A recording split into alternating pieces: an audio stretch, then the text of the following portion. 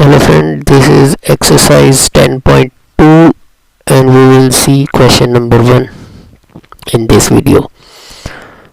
The question is, recall that two circles are congruent if they have the same radii. तो इसका मतलब ये है कि टू सर्कल्स तभी कॉन्ग्रुएंट होंगे if they have same radii. ठीक है, अगर किसी दो सर्कल की रेडियस सेम है तो वो दोनों ही सर्कल कॉन्ग्रुएंट होंगे. Okay, prove that equal chords of congruent circles subtend equal angles at their centres.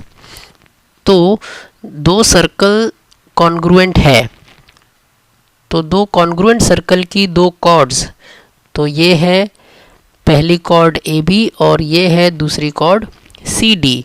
अगर कॉन्ग्रुएंट सर्कल की इक्वल कॉर्ड्स भी इक्वल है, सर्कल भी कॉन्ग्रुएंट है एंड कॉर्ड्स भी इक्वल है, तो वो जो कॉर्ड्स है वो सेंटर के साथ इक्वल एंगल, कॉन्ग्रुएंट एंगल या फिर इक्वल एंगल बनाएगी.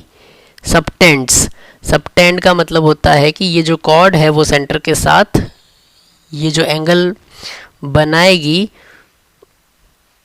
वो एंगल भी इक्वल होंगे. क्या है क्वेश्चन कि दो सर्कल अगर कॉन्ग्रुएंट है और उसके दो कॉर्ड्स है वो भी अगर इक्वल है तो जो ये एंगल बनेगा सेंटर के साथ वो भी इक्वल होगा. ये हमें प्रूफ करना है कि ये जो एंगल है वो भी इक्वल होगा अगर दो सर्कल कॉन्ग्रुएंट है और दो कॉर्ड्स अगर इक्वल है तो. सो फर्स्ट हम लिखेंगे गिवन, जो भी क्वेश्चन में दिया है वो आएगा गिवन में. सो गिवन में हम लिखेंगे two congruent circles with centre O and O dash.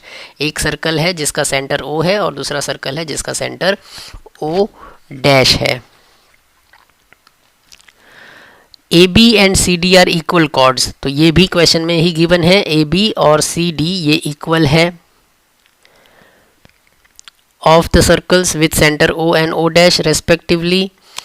To prove, हमें क्या प्रूव करना है? हमें ये प्रूव करना है कि एंगल ए ओ बी मतलब कि ये angle is equal to angle C O D. C O dash आएगा यहाँ पर, C O dash D, C O dash ये एंगल, ये दोनों एंगल इक्वल है, ऐसा हमें प्रूफ करना है. यहाँ से स्टार्ट होगा प्रूफ.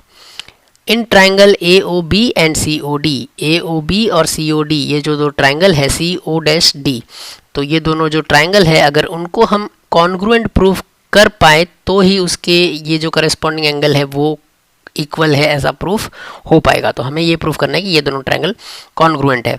अब हम जानते हैं कि ये दोनों ही सर्कल कॉन्ग्रुएंट है, सेम रेडियस है दोनों ही सर्कल की, तो ये भी उसकी एक रेडियस है, ये भी रेडियस है, तो ये भी और ये भी सभी रेडियस इक्वल होती है.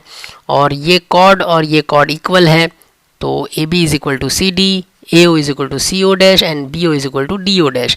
तो एस क्राइटेरिया से ये दोनों ही ट्राइंगल कॉन्ग्रुएंट है. एस एक्सियम या फिर आप कह सकते हो S congruent rule.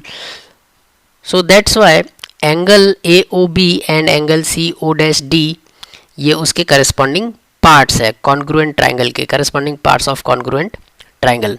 So in this way you can prove, you have proved the question number 1. Okay, so we'll meet in the next video. Till then, goodbye.